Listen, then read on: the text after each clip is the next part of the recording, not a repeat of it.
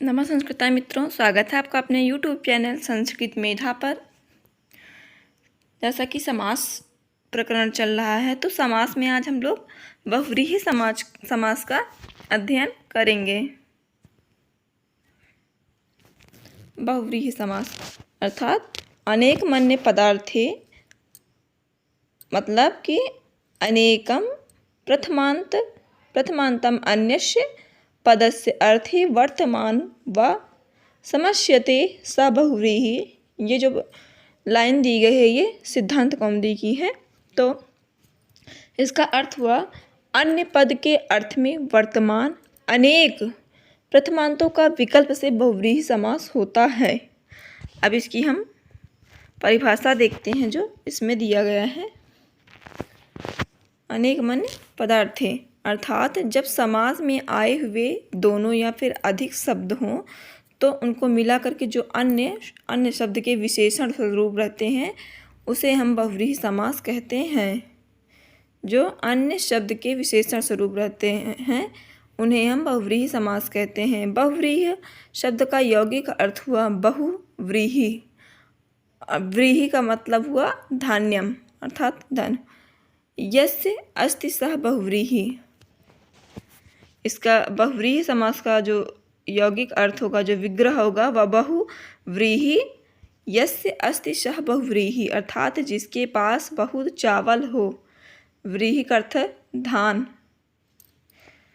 धान्य अर्थात धान। इसमें दो शब्द हैं, बहु और व्रीहि। जो प्रथम शब्द दूसरे शब्द का विशेषण है, जो ये बहु है वो व्रीहि का विशेषण है। प्रथम शब्द दूसरे शब्द का विशेषण है तो व्रीहि का विशेषण बहु हुआ।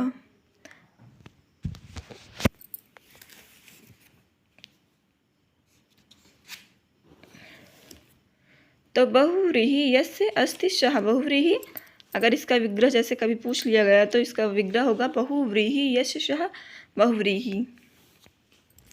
तो प्रथम शब्द दूसरे शब्द का विशेषण है, जैसे बहु, और व्रीहि में प्रथम जो शब्द बहु है वो दूसरे शब्द व्रीहि का विशेषण है और दोनों मिलकर किसी तीसरे के विशेषण हैं। इसीलिए दोनों मिलकर किसी तीसरे का विशेषण है, अर्थात कोई तीसरा अर्थ निकलता है।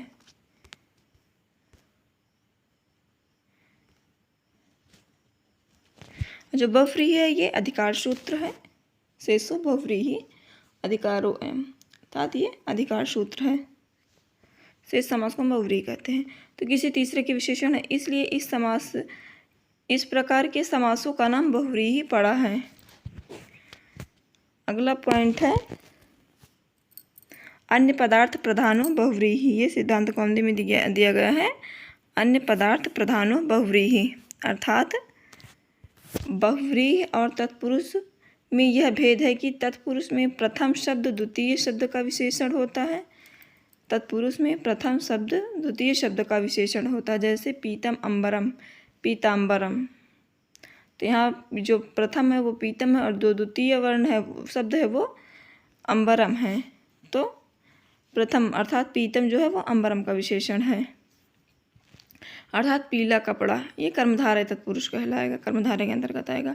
और बहुव्रीहि में इसके अतिरिक्त यह होता है कि दोनों मिलकर किसी तीसरे शब्द का विशेषण होता है, अर्थात जैसे पीताम्बरः पीतम अंबरम यस्य सः, अर्थात जिसका पीला कपड़ा हो, जैसे कि श्री कृष्ण भगवान विष्णु। तो ये तीसरे का बोध करा रहे हैं, तो अर्थात श्री कृष्ण या विष्णु का बोध करा रहे हैं। तो पीताम्बरः में होगा बहुव्रीहि समास और पीताम्बरम में होगा कर्मधारय तत्पुरुष। इस प्रकार एक ही समास प्रकरण की आवश्यकता अनुसार तत्पुरुष या बहुव्रीहि हो सकता है। इसमें उदाहरण के लिए एक मनोरंजक आख्यायिका है, जैसे नीचे दिया समझाया गया है, तो हम लोग पढ़ लेते हैं इसको। जैसे एक बार एक याचक फटे फटाए कपड़े पहने किसी राजा के निकट जाकर बोला, अहंच त्वंच राजेंद्रः लोकनाथवपि अर्थात उभावपि अर्थात हे राजश्रेष्ठ, मैं भी लोकनाथ हूँ और आप भी, अर्थात हम दोनों लोकनाथ हैं।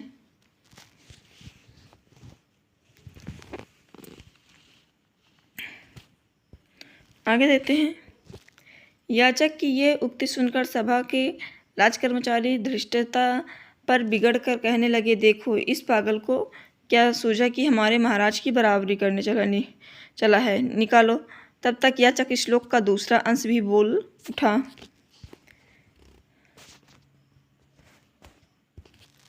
बहुव्रीहि अहम राजन षष्ठी तत्पुरुषो भवान। हे नृप, मैं बहुव्रीहि समास हूँ और आप षष्ठी तत्पुरुष अर्थात मेरी दशा में लोकनाथा का अर्थ होगा लोकः प्रजा, नाथा पालकः यस्य सः। लोक में जो याचक था वो कहा कि लोकनाथा का अर्थ होगा लोकः प्रजा, नाथा पालकः यस्य सः, अर्थात जिसकी सभी रक्षा करें और पालन करें।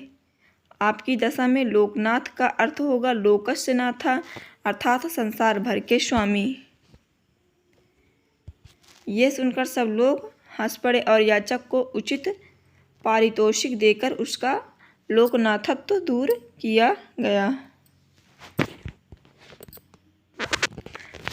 मतलब कि बहुव्रीहि में होगा लोकनाथा का अर्थ होगा कि सब, मतलब जैसे प्रजा की रक्षा करना, पालन करना, और लोकनाथ का होगा लोकस्य नाथ अर्थात संसार भर के स्वामी।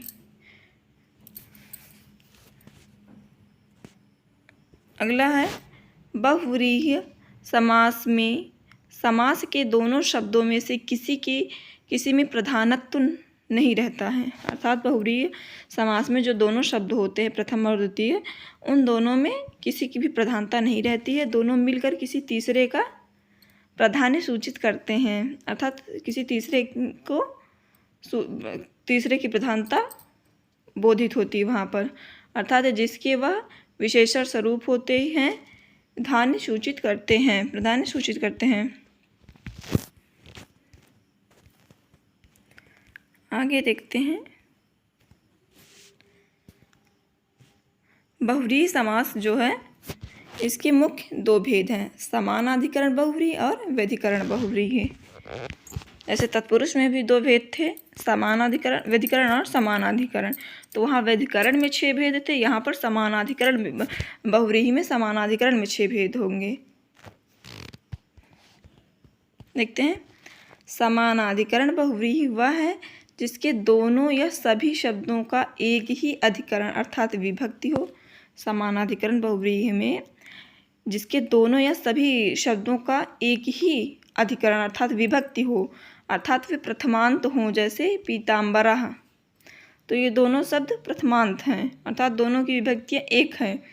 और व्यधिकरण जो बहुव्रीहि है वह जिसके दोनों शब्द प्रथमांत ना हो, केवल एक ही शब्द प्रथमांत हो, दूसरा षष्ठी या सप्तमी में हो। व्यधिकरण बहुव्रीहि में दोनों शब्द में प्रथमांत नहीं होना चाहिए, केवल एक ही शब्द प्रथमांत हो, दूसरा जो शब्द हो वो षष्ठी हो या फिर सप्तमी विभक्ति में हो। जैसे चंद्रशेखरः, तो चंद्रः शेखरे यस्य सः, अर्थात शिव। चंद्रशेखर का मतलब शिव हुआ। तो यहाँ पर जो चंद्रा है वो प्रथमांत है और जो शेखरे है सप्तमी विभक्ति का है। तो चंद्रः शेखरे यस्य सः अर्थात शिव। चक्रपाणि चक्रम पाणौ यस्य सः, तो यहाँ भी चक्रम में जो है वो प्रथमांत है और पाणौ जो है वो षष्ठी में होगा, अर्थात विष्णु। चंद्रकांति अर्थात चंद्रस्य कांति इव कांति यस्य सः, तो यहाँ चंद्रस्य जो है वो षष्ठी में होगा और कांति प्रथमांत होगा, तो चंद्रकांति बनेगा। बहुव्रीहि समास का विग्रह करने के लिए विग्रह में यत शब्द के किसी रूप का आना आवश्यक है। जो यत शब्द रूप है अर्थात यद सर्वनाम जो है वो उसमें से किसी भी रूप का यहाँ पर आना आवश्यक है। जैसे यहाँ पर देखो यस से आया है, तो ये यत शब्द रूप का ही शब्द है, षष्ठी विभक्ति का एक वचन। इस यत से प्रकट किया जाता है कि समास में आए हुए शब्द किसी अन्य शब्द से ही संबंध रखते हैं। समानाधिकरण के 6 भेद होते हैं। समानाधिकरण बहुव्रीहि के 6 भेद होते हैं। द्वितीयानिष्ठ समानाधिकरण बहुव्रीहि, तृतीयानिष्ठ समानाधिकरण बहुव्रीहि, चतुर्थीनिष्ठ समानाधिकरण बहुव्रीहि और पंचमीनिष्ठ समानाधिकरण बहुव्रीहि और षष्ठीयनिष्ठ समानाधिकरण बहुव्रीहि और सप्तमीनिष्ठ समानाधिकरण बहुव्रीहि। तो जो यह भेद विग्रह में आए हुए यत शब्द की विभक्ति में जाने जाते हैं। यदि यत द्वितीया में हो तो समास द्वितीया होगा और समानाधिकरण बहुव्रीहि होगा और इसी प्रकार अन्य भेद होंगे। तो आज सिर्फ यहीं तक देखते हैं है कि इनके 2 भेद होते हैं, समानाधिकरण अविभक्त, और इसका विस्तृत अध्ययन हम लोग कल से करेंगे। तो मित्रों आज के लिए बस इतना ही, फिर मिलते हैं अगली वीडियो में। तब तक के लिए धन्यवाद। अगर वीडियो पसंद आए तो please like share and subscribe करें।